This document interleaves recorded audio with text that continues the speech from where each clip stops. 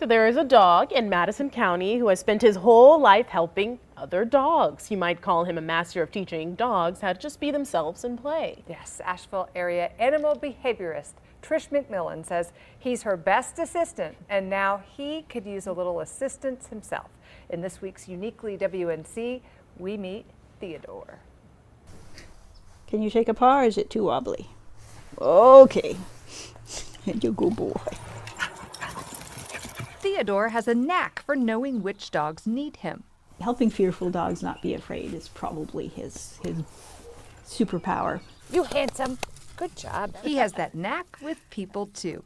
I take him to the coffee shop in Mars Hill and he will look at all the students coming in and he will figure out who's having a bad day. Oh. And he will zero in on them. Making friends with all humans and animals is Theo's mission in life.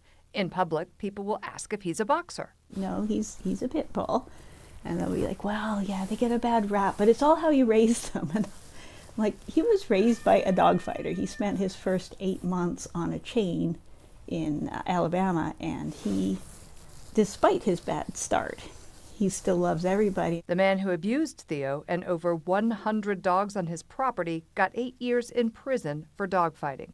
Trish worked that case 9 years ago. After his last day on the chain, Theo instantly became her #1 helper. I saw him and I thought he needs to belong to a trainer. And he has helped many, many dogs learn how to be better around other dogs. Now Theo could use a little bit of help from us. He has hemangiosarcoma, which is not one of the better cancers to get. The original bucket list I made when he had his cancer involved a lot of things like traveling to try to change people's minds about bully breeds. He loves boat rides and bully sticks, but #1 on his list? Going for a ride in a motorcycle sidecar. I think he would look super cute with a pair of goggles. Hi. More than anything, Theo loves to meet people and give hugs. He gives the best hugs. Theo. He is a sweet, sweet soul. He is a really special guy, and I hope he keeps beating this cancer diagnosis for a long time.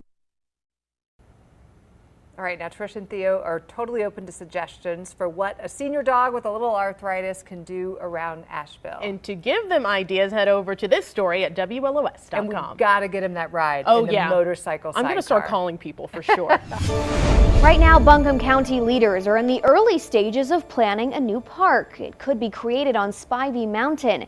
News 13's Andrew James has more on what it'll take to make this park a reality.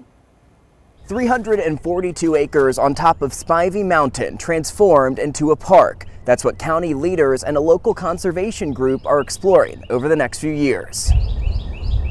The views are breathtaking. Spivey Mountain's 3,000 feet of elevation giving a bird's eye perspective of downtown Asheville, the Biltmore Estate, and Mount Pisgah. On top of the ridge, it's fairly rolling terrain, so you could go for a hike within the 340 acres and it not be too terribly steep along kind of the trail system. That's the goal for the Southern Appalachian Highlands Conservancy, as the nonprofit is now in a 3-year option to secure funding and acquire the piece of property on Spivey Mountain. It's a wonderful opportunity for people to have that experience of being out in nature, have the solitude, be near wildlife, beautiful, mature forest without having to ride a long distance to get to a national forest or a national park. Right now, the property is owned by a conservation-minded individual interested in seeing the land preserved. Southern Appalachian Highlands Conservancy has applied for $4.3 million in North Carolina land and water grant funding and is looking for other funding sources for the additional $4.5 million needed. If the money is raised, the property could be donated to Buncombe County in early 2026, when improvements would begin for a public park. This mountain forest has tremendous potential to provide our community with recreational and educational opportunities, and I especially love that with public access, anyone will be able to enjoy the most spectacular view in Asheville. The property's location and proximity are both major selling points, sitting just over 5 miles from downtown Asheville and just under 8 miles from Leicester and Cambler. We really are thrilled to be able to make what's, I think, one of the most special views in the area available to everybody. And Buncombe County commissioners are expected to vote on a resolution at their next meeting establishing the intent to explore creating a park or preserve on this property.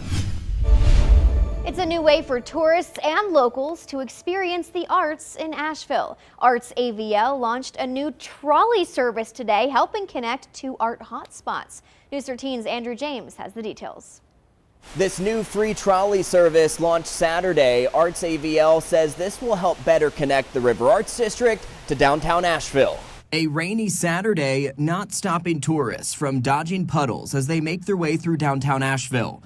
And now the Arts AVL's Connect Trolley can help them explore the city and stay out of the rain. It used to be, everything was pretty walkable in downtown, but it's expanding. And, it's not as easy to get around as it used to be. And then so much is happening in the River Arts District. Katie Cornell says the trolley will help connect downtown Asheville and the River Arts District with 2 trolley loops and 1 connector stop.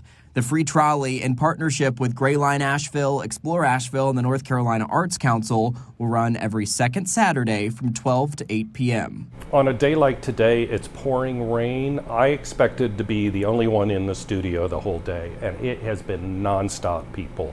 Michael Hoffman says the trolley's first day in operation was a success, and he's thankful for the customers it's dropping off not far from his front door. For visitors who don't know Asheville, the River Arts District isn't really on their way to or from someplace. So it's a great way to discover the River Arts District, but it's also a great way to get around the district. Arts AVL says it's important to support our local arts community, especially after the impacts of the COVID-19 pandemic. The group's Buncombe County Creative Jobs Pandemic Report found that from 2019 to 2020, the arts, entertainment, and recreation sector experienced the greatest percentage of employment loss, with a decline of more than 1,300 jobs. While the industry is recovering, Cornell says it's not back to pre-pandemic numbers. We're trying to help get people into our shops and bring these businesses back online because they're still continuing to be impacted from the pandemic. And this new trolley service has multiple stops in downtown and the River Arts District. We'll have the full list included in this story at WLOS.com.